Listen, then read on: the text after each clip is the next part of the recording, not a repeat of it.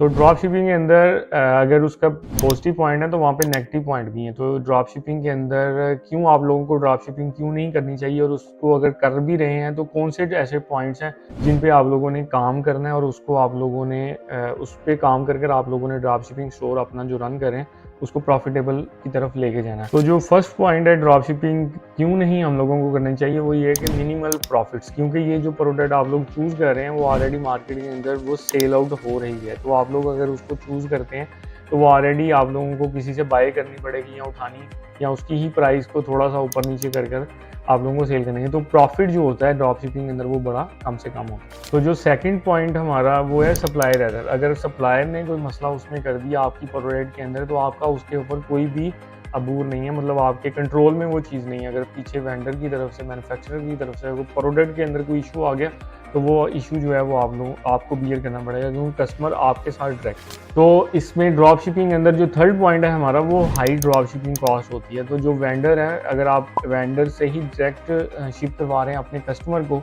तो अगर जो मैन्युफैक्चरर है आपका, अगर वो उसकी जो शिपिंग कॉस्ट अगर बढ़ाता है तो वो आपको ही बियर करनी पड़ेगी और आपको प्रोडक्ट की कॉस्ट के अंदर उसको मेंशन करना पड़ेगा। तो जो हमारा फोर्थ पॉइंट है वो है हाईली कंपेटिटिव प्रोडक्ट होती हैं, क्योंकि आप लोग ऑलरेडी जो प्रोडक्ट मार्केट के अंदर काम चल रहा है, जिसकी हॉट आइटम है वही आप लोग सेलेक्ट कर रहे हैं। तो इसका जो कंपटीशन होता है मार्केट के अंदर वो बहुत टफ होता है। तो आप लोगों को काफ़ी ज़्यादा इस पर मेहनत करने की ज़रूरत होती है। तो आप लोग इस पर काम करके इस पॉइंट को इग्नोर कर सकते हैं। फिफ्थ पॉइंट हमारा जो है वो है इन्वेंट्री इज़ नॉट गारंटीड। अगर आप